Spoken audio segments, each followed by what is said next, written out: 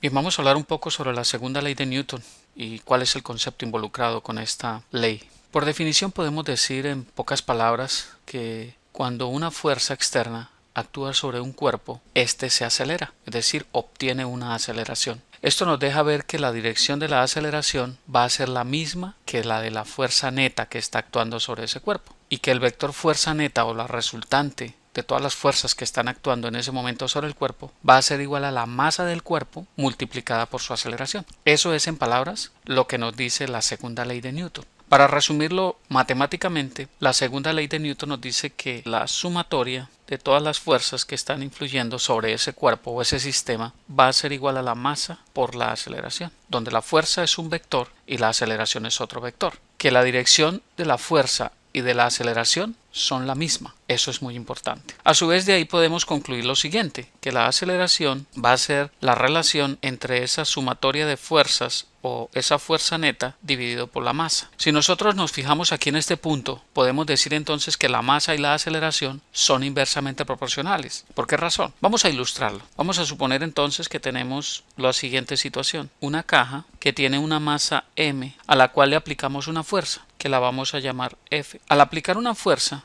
automáticamente eso genera una aceleración. ¿Por qué? Por la relación fuerza igual a masa por aceleración, ¿verdad? Eso es lógico. Pero ahora, ¿qué tal si tenemos una caja, pero más pequeña, de una masa menor?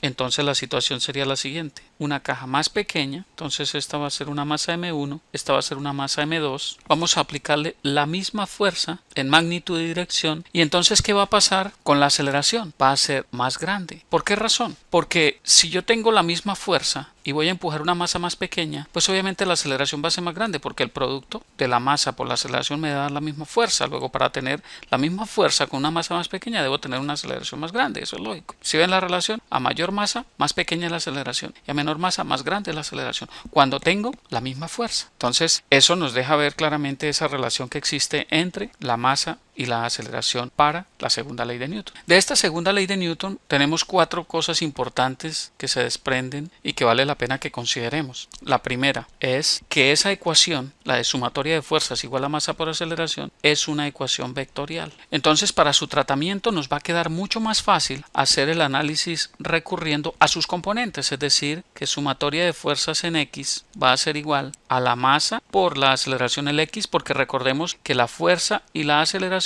van a ir en la misma dirección. ¿Sí notan? Entonces, la sumatoria de fuerzas en Y va a ser igual a la masa por la aceleración en Y. Y si tenemos un sistema tridimensional, sumatoria de fuerzas en el eje Z va a ser igual a la masa por la aceleración en el eje Z. Y así nos va a quedar más fácil hacer el análisis de esa ecuación vectorial. Muy bien.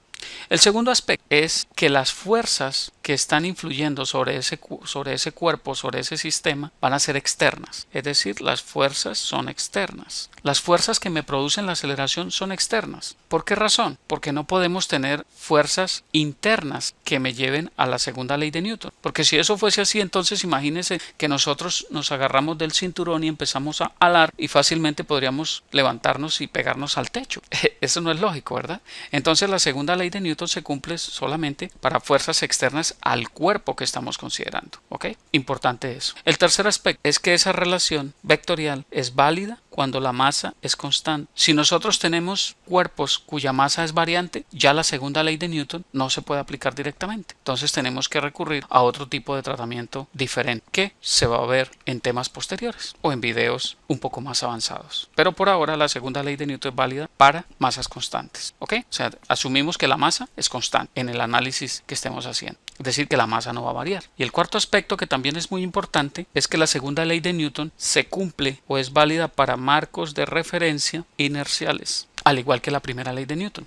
Sobre esto vamos a hablar en mayor detalle para entender lo que es un marco de referencia inercial en otro video. ¿Ok? Ahora bien, ¿cuáles son las unidades para la fuerza? Entonces de aquí se desprende, si nosotros tenemos que fuerza es igual a masa por aceleración, entonces fácilmente concluimos que la fuerza se da en newtons y que entonces los newtons es kilogramo por metro sobre segundo cuadrado. Entonces fíjese, la masa está en kilogramos, la aceleración está en metros sobre segundo cuadrado, la fuerza va a ser en newtons. Eso para el sistema internacional de unidades. Entonces recuerden, un newton equivale a un kilogramo por metro sobre segundo cuadrado. Es decir, un newton es la fuerza fuerza necesaria para acelerar una masa de 1 kilogramo 1 metro sobre segundo cuadrado. Eso es básicamente lo que nos quiere decir esa relación de unidades. ¿Okay? Bien, este es el concepto entonces de lo que es la segunda ley de Newton. Espero que haya quedado claro el concepto. Es un concepto sencillo, pero las aplicaciones son muchísimas y por eso es importante que entendamos claramente el concepto. Bien, me agrada mucho compartir esta información con ustedes. Espero que sigan adelante, sigan apoyando este proyecto. Los veo en una próxima oportunidad. Les habló Hernán Puentes de www.miprofesordefísica.com.